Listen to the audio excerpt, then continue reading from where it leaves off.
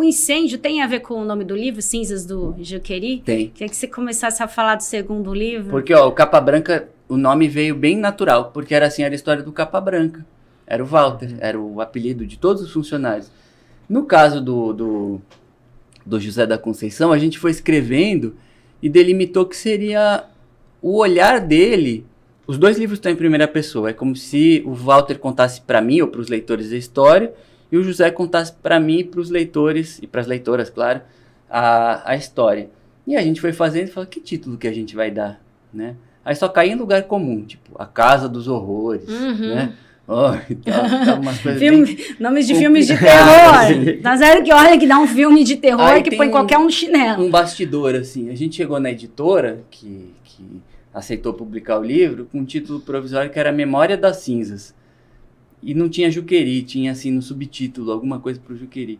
Aí o editor ainda falou, vocês têm apego ao nome do livro? O título eu falei, nenhum, não pode sugerir. Aí falou, Cinzas do Juqueri. Eu falei, puta, é isso aí. Muito bom. E pronto, aí ficou. Porque foi essa coisa de resgatar parte, né? Porque assim, se a gente puxa a corda, ou abre, é um livro infinito. Até a primeira ideia do José era fazer a biografia do Juqueri. Eu falei, ixi, a gente vai ficar escrevendo isso eternamente, porque não acaba nunca, né? A gente conseguiu selecionar alguns, as memórias de ambos, né? Do Walter nas clínicas e no manicômio, e o José nas clínicas e no manicômio também. E aí a gente falou sobre os pacientes internos e outros funcionários com os quais eles conviviam. Mas e os outros, né? Tem gente que chega nas redes sociais para mim e fala assim, poxa, meu tio trabalhou no Juqueri. Será que o Walter ou o José conhece? Ixi, não sei, acho que não, porque era tanta gente lá que... né? Teve uma vez que uma estudante de jornalismo estava fazendo um TCC, que era um livro-reportagem sobre o Juqueri. Aí ela entrevistou uma paciente que foi transferida do Juqueri para um hospital perto de Campinas. Ela falou, ela ficava falando para mim de um lugar que chamava Cantinho Feliz. Você sabe onde é? Falei, olha, pode ser que seja no Juqueri, pode ser que seja só na cabeça dela. Cantinho Feliz. Manicômio, duvido ter um Cantinho Feliz. Era o refúgio nesse dela. Lugar. Nossa, que judiação. É assim, de tantos horrores que a gente viu, arrancar dente de paciente, espancar, tortura, o que mais assim te impressionou quando você estava escrevendo os livros? De todos esses horrores, olha, né? Dependia do momento. A primeira coisa que me impressionou no caso do Walter foi esse desrespeito com ele mesmo, primeiro enquanto funcionário e depois como paciente.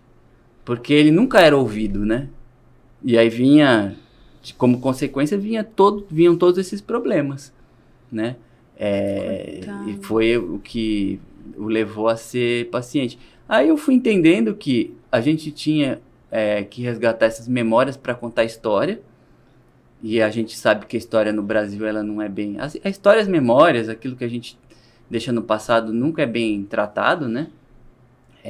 Incêndio não aconteceu só no Juqueri, tem por toda parte aí. Estava até falando antes do Museu de História Nacional. Triste. A própria Cinemateca aqui em São Paulo que pegou fogo várias vezes, teve até inundação lá. E depois que vai embora que a gente começa a olhar pro lugar. Isso. Nossa, que pena. Então, a gente foi uma vez para Rondônia, eu e o Walter, né? O Walter e eu.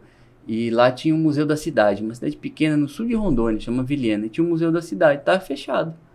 Pô, como que eu vou saber da história do lugar aqui? Nossa, mas o pior é que o museu de cidade pequena sempre é muito bom. Sempre que vai uma cidade pequena, tem um museuzinho lá, tem muita coisa legal. Sempre tem muita coisa legal. O próprio Museu do Juqueri,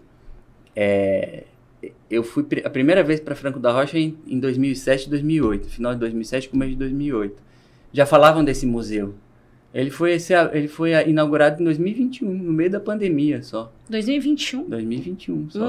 Manicômio que funciona desde 1898. Assim, eu não Mas sei... o Brasil, infelizmente, o Museu do Ipiranga ficou fechado aí um tempão. O Museu da Língua Portuguesa pegou fogo e foi reaberto faz 2 anos, praticamente.